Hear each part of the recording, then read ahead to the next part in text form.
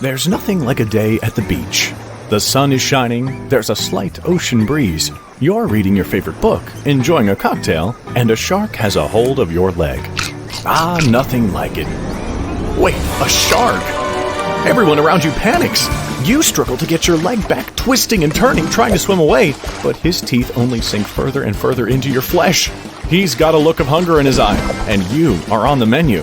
Suddenly, the adrenaline kicks in, and you punch him right in the nose so hard that he finally lets go, and you manage to get away. Not this time, Jaws. Not this time.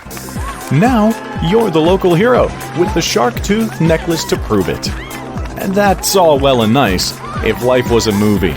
In reality, that series of events is super duper unlikely. With how sharks have been portrayed by Hollywood, it's no wonder the public's views on sharks are a little misguided.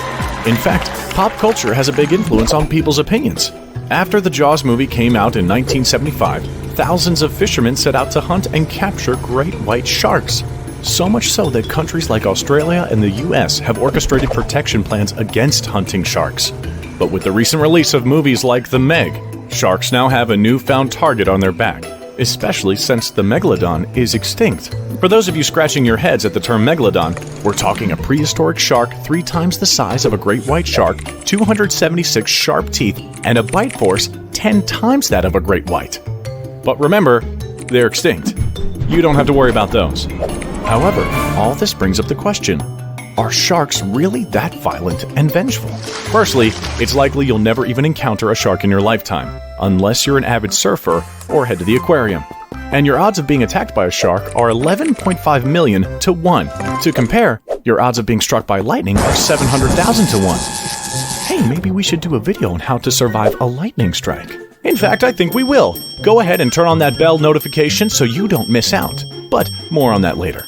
Let's get back to business. For more perspective on the rarity of a battle with one of these submarines with teeth, you're more likely to be attacked by a horse or even your dog than a shark. Okay, so maybe you're still scared of sharks. Who wouldn't be? It could tear you apart in milliseconds. So, here are some things to avoid. Fishing boats. One thing Jaws got right.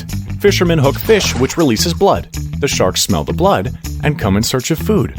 Kinda like when you walk by a donut shop and that gorgeous glazy dough scent wafts outside, you can't help but crave those delicious round goodnesses. Also, don't swim when it's dark out. Most shark attacks on humans are due to mistaken identity. So when there's limited visibility, you become breakfast. Also, for all you swimmers too busy to get out of the water to find a bathroom, sharks can smell urine too. Okay, now, let's say you accidentally attract a shark with your tasty, tasty skin. How do you get out of this situation? Don't panic. That's the worst thing you can do. Easier said than done, I know. But moving around and splashing will only excite the shark more. So hopefully your instincts tell you to stay still, even if the shark bumps you. That's not a sign she'll eat you. Sharks can't explore new objects with their hands. They've got none. So they might give you a nose bump to say, hey, what are you? Make sure to keep eye contact and that the shark doesn't get behind you. And if it's not attacking yet, make yourself as small as possible. That way, she'll see you as non-threatening. Now, here's what to do if that shark woke up on the wrong side of the bed. Punch that sucker. Yeah, that's right, just punch it. Sharks are sensitive in their gills, so that's the perfect spot. An Australian surfer named Mick Fanning did exactly that and lived to tell the tale. Same with American Joe Tanner. He punched a great white right in the gills until he let go of his leg. After your punch, just slowly back away. Keep in mind, one of the few reasons a shark would attack is if it has been provoked. And that is the basics of surviving your underwater encounter. Now, if you want to take your shark survival quest a step further, you can invest in a wetsuit that's invisible to sharks. A company called Shark Attack Mitigation Systems is developing such a thing, which camouflages you into the water, as well as masks your smell. There are also so many misconceptions about sharks that really affect the way humans treat them. For example, sharks are indestructible, spawned from the legend that they can't get cancer. It's false. Sharks can get cancer, but it is very rare.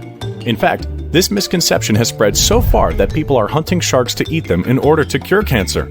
No one quite knows how sharks have developed this disease, but most recently a great white was found with a 1 foot by 1 foot tumor on its mouth. Another shark curiosity, they don't have bones. This is true. don't worry, they're not just some slimy, slinky tubes of jelly. They've got cartilage. The reason behind this is most likely due to the lighter weight of cartilage, which allows them to move quicker. Here's another great way to escape a shark. Grow cartilage instead of bones. So, now you're ready to fend off any shark. But the best way to not get into these situations is to avoid them and not attack first. And remember that films and television portray sharks in a vilifying way. They won't keep coming back day after day trying to get revenge for something. They're animals, just looking for food and trying to survive. They won't start flying around in tornadoes. Although, if they do, I've got no tips for you. Just run for your life. Run!